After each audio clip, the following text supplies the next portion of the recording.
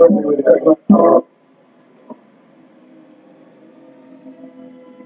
now for our feature presentation. No stone is unturned when you tune into Just Toy Talking Too Much. Just Toy Talking Too Much. We talking sex, marriage, relationships, prejudice, politics. Yeah. Your rights, my rights, the way that I see it, the way how we talk. When we talk real talk, and that's the double truth. Say, people, you talk too much. And if you're talking, you can't be listening. But you need to be listening to Just Toy Talking Too Much. Get it? And that's the triple truth, boo. Hey, gratitude for tuning into another episode of Just Toy Talking Too Much. I am trying a different camera. Everything seems to be freezing up right now. Yes, I am back. So, and I'm grateful, and it has taken a lot of energy for me to just be back. I've been going through so much, but we're not going to talk about that. The energy is up.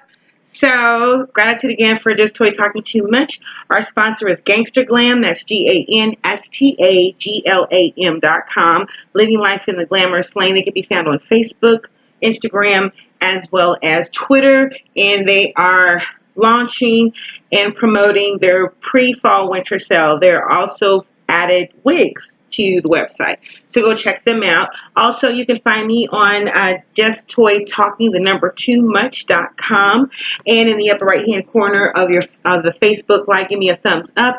Also, you can subscribe to me by just hitting the subscribe button with the Just Toy Talking Too Much lips on it. So we're going to get into a story time, and this is not one of the bedtime series, but this is a story time, and this is called The Men that I Met in Atlanta and the One That Had Cancer.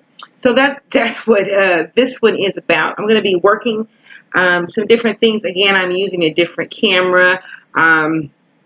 So you're only getting just this portion of my head or whatever, and I look crazy on this end. To me, I can see myself, so it just looks crazy. I mean, I can see myself with the other cameras, but this one just looks crazy. Anyways, so let's get to it. I was coming back to Atlanta, and this was going to be my second move. So before I get here, I'm staying in the state of Louisiana, and this is a story in its own as well. So I'm, packing up, and I've, FedEx boxes and to where I'm going to be staying. And within the meantime, in between time, I know that this gentleman and I met online. It wasn't a dating site, but I was connected. I was building my marketing, my public relations, my networking, and what have you. When you're networking on different sites, or you find different people or what have you, you meet these individuals, and, eventually you will exchange numbers or that kind of thing, and so forth, and you go to their website, see what they're all about, that kind of thing. So this is how I met this gentleman, and he was a writer, and he also worked in the IT field, and he worked from home. So I think we were talking on the phone for about 4 or 5 months before my actual return to Atlanta. So, I mean, cool guy, love his accent. We mostly talked about our journeys, family, friends, what we did, our art, the interests that we had as far as artistic and writing and things of that nature. And I mean, there was some physical attraction to each other, but it didn't get off into this deep flirtatious type thing.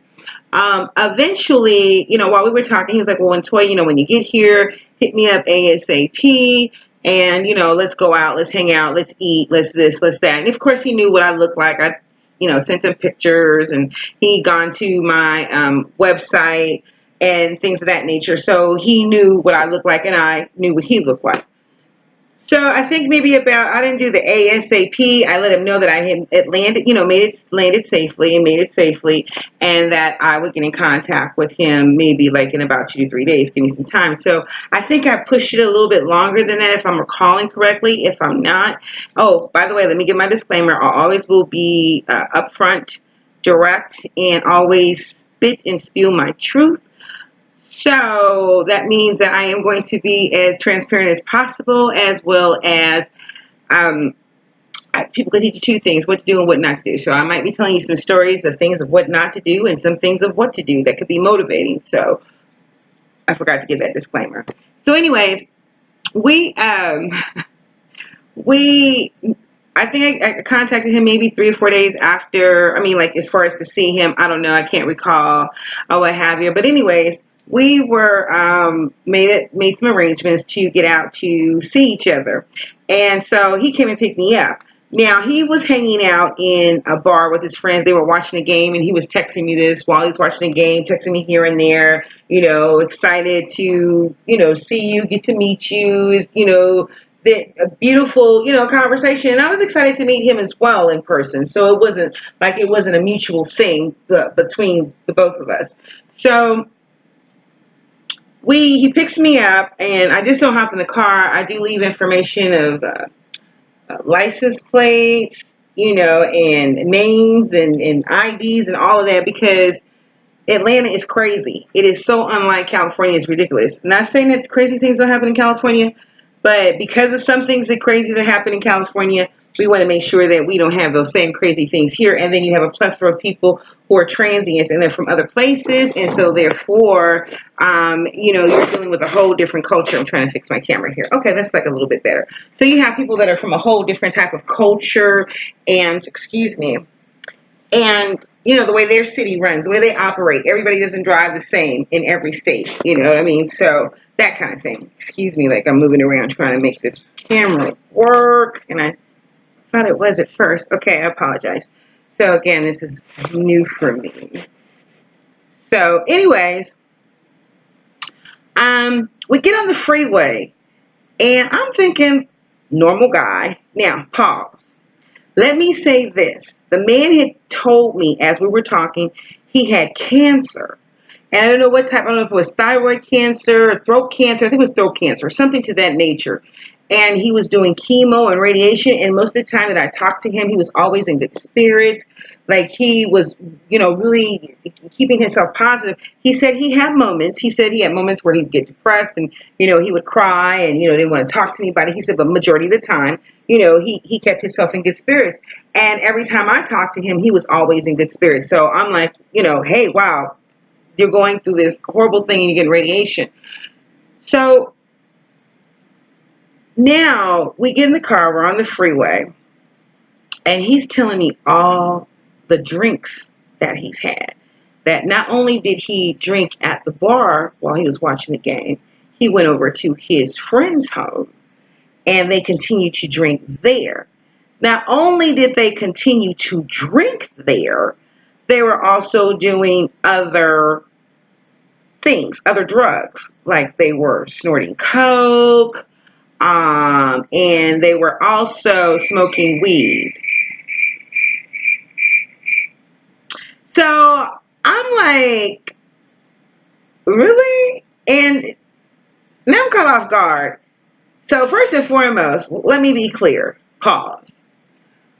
Anything other than marijuana, medicinal, CBD oils, I'm all for it. There are a lot of people that are not for it. I'm all for it. Again, I'm going to be transparent.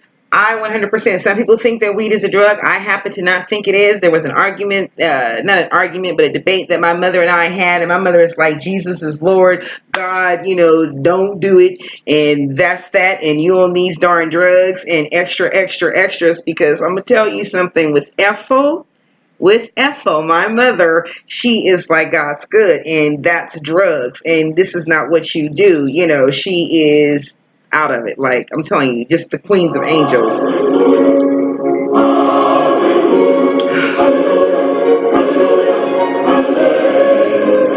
That is my mom. So anyways, I told her, I said, they give it to people who are cancer patients, so they can eat. People who are losing weight, Alzheimer's patients, so they can eat because they don't want to eat. So people losing their appetites, they don't lose weight, at least they have their health. And I said, they put it in soup and all this. I said, so it is a medical known fact that this can assist with this, that, and third. And I started showing her stuff. So she's like, okay. And I said, well, listen, your God, my God too, he made it. And I think he made it for good thing, for the good, not bad.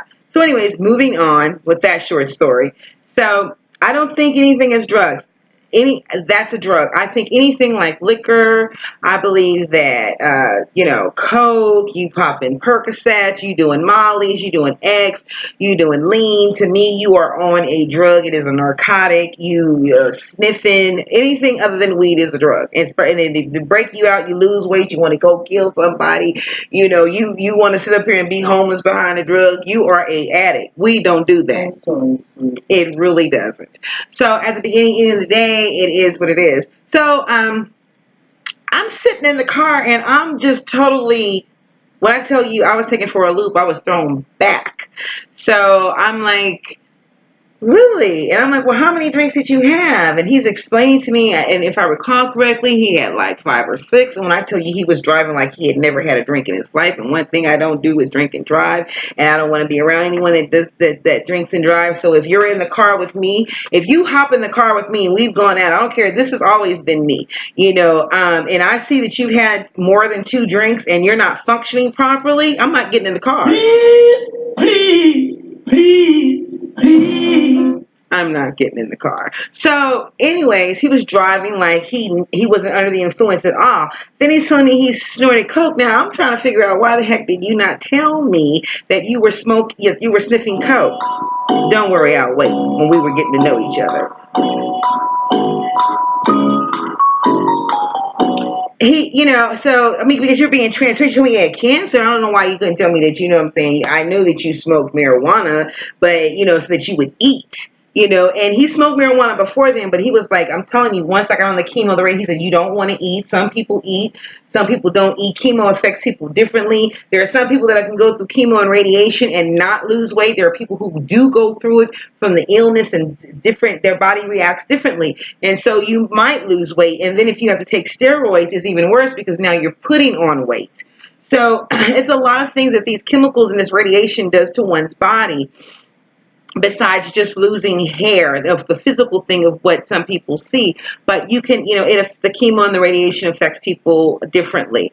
So he had to take steroids, and the form of steroids he was taking, the brand of it, was putting on weight. His face was getting fat, but he wasn't eating, and he stayed thirsty.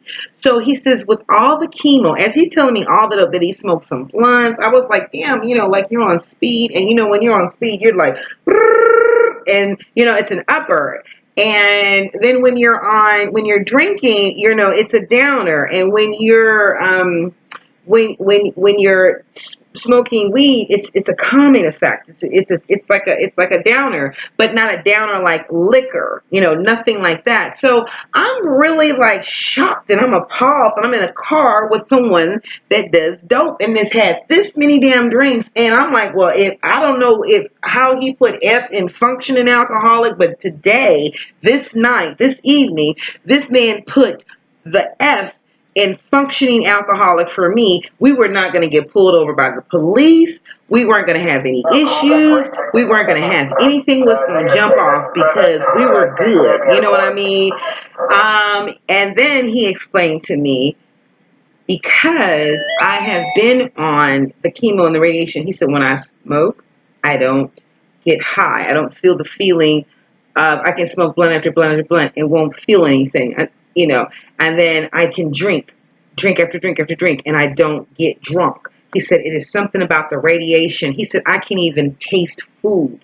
So he's like, and I can crave, he said, I crave food all the time, but I can't taste it. So now I'm thinking, now my head is going into these crazy moments and thoughts, and I'm analyzing while he's talking to me. And one of the things is like, okay, so why are you abusing your body with liquor, and why are you doing dope? So this is now a physical abuse. You're on a train wreck. This is your depression with dealing with the cancer. And if you know you're not getting drunk, and if you know you're not getting high, now this is like some deep emotional issues with you, because you're fighting this and it is getting to you, and you're trying to run away from the issue, but you can't. You're not getting high, you're not getting drunk, you're nothing. You're nothing. And all he is thirsty. He says the radiation just drives him. Like, I saw this man drink like a gallon of water, like in a matter of a couple of hours. It was just crazy.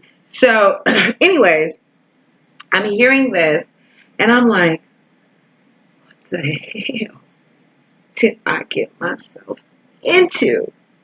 Like, we didn't hear any of this. And so in my head, I'm like, not today. I really don't want to be around anybody that does dope. Like, I'm cool. Alcoholics, dope, drug addicts, I'm good. You know what I'm saying? So I spend a day with him, and he's saying, I'll let you have my car. You can drive my car. You can have all my credit cards, debit cards. I'll take care of you. You can move here, and you can stay with me. And he started doing all this crying and whining and telling me how much he needed someone and how no one was there with him throughout the cancer experience, how people had just used him and took advantage of him and walked away, how some people stole his money, and, you know, people who he thought was really his friends weren't his friends. And I get that and I understand that, but why would you trust me, a stranger that hasn't even been in your life for, like, I've only known you for like 6 months, and now you want to entrust me? So that didn't sound right. Like, I would not feel good about doing something and being that much to a person in their time of need like that. And this is, you know, like our first, second time being around each other, and, you know, you're asking me to be your caretaker, and then, you know, your lover too, and you'll pay me for it. I tried, and you know what I found out? That I can't. No. I looked into it, and I found out that I can't. I've researched it, and I found out that I can't. I can't. So that's not for me. And if this was a family member, someone that I had known for years or something like that, and then I would feel like I was taking advantage of them, and then you have cancer, and this is not something that you take lightly. This is something that you begin to a full commitment with. And, you know, I'm just bombarded coming, you know, the 90 going north, 70 going south. Like, no, because I don't know you. You're offering me too much. I know that you're going through it. You want to cling to somebody. Can I be that person that you can totally, wholly rely on, that wouldn't say, okay, you know what, I'm tired, and throw my hands up? There's like a lot of things in here to play. Like, who dished you? Like, what are you trying to do? Like, I don't know you to be that way, yet my heart is full of empathy of what this man is going through at the same time. But then when you're telling me that you have all of these issues and you're addicted to these, not only are you taking steroids and radiation, you know, the chemo, then the radiation, and then you're taking the cancer meds and, you know, the antibiotics and all this stuff, and then you're doing weed and you're doing coke and you're drinking and you're saying you're spinning out of faith. I gotta go. I can't stay. I did walk away, and I told him I wished him the best. I wanted to be honest with him and transparent. And I said, you know what? I don't believe that this is something that I'm going to be able to do. I did not want to get in the mix of someone who was, you know, spinning out of control. I did not have the energy. I didn't know who he was. I didn't know if he was a murderer, a stalker. I mean, I was at his house. He did pick me up. But again, I did leave my information. But, you know, like, you have to get to know somebody. Like, this is a sociopath. They have some psychological, mental issues. Like, what's really going on with this individual? You know, their credit, their past relationships. How are they mentally, emotionally? Are they clingy? Their insecurities? You know, all of this stuff I had not got to know. I just, you know, heard about certain journeys and things of that nature. So I wouldn't feel comfortable in placing myself, just because you're going to give some money out and take care of me, to be your caretaker, your lover, and everything else. Just didn't sound right to me. Just didn't feel good to me. And it just wasn't the thing for me to do. So I had to say deuces. Now, the crazy thing about saying deuces, some odd years later, when I got here, I was like, oh, hey, you know, how are you? He hit me up because I had a book out. And I had sent him the link. Eventually, I had to block this guy because he had hit me up on Messenger and asked me if I could come over and have sex with him. And I hadn't talked to him in over a year. And then maybe about a year after that, he hit me up, called me on Messenger because he no longer had my number, you know, and I didn't either have his number, called me through Messenger. And I'm like, why is this man calling me? I knew who it was when I saw the name. I was like, why is this person calling me? And then I got a text message through Messenger. And he's like, I really, really need you. Could you please call me? There's some crazy things going on. So I'm like, oh my gosh. So I didn't call. I text back through Messenger, and I was like, well, what's going on? Are you okay? I mean, because I'm feeling like, well, if he reached out to me of all people and we haven't talked to a year, something's really going on. This brother's really, it's like an emergency. He really needs something right now. And this brother was asking for sex and said he needed this, that, and the third, and he just left his girlfriend. I said, you know, well, we've not even ever established a relationship that I was going to be a concubine, that hoe over there, or if we were, you know. Come on, come on, come on. Here we go. My name Bishop Bullwacker. From the first church, nothing but the truth. Deacon Kyle, Deacon George, Deacon Clay, open the door, let them in. First, I want to thank God. Hell no. To that song and to him. Anyways, I am out of here. I am gone. And gratitude for tuning in to another episode of Just Toy Talking Too Much. You can subscribe by hitting that little lip on the side. Yes, go to www.justtoytalkingtoomuch. Hit the ups button, subscribe, put your email and be updated, not inundated, as well as it can be found on Instagram, Just Toy Talking, the number 2much.com, and gratitude to our sponsors. Bye for now.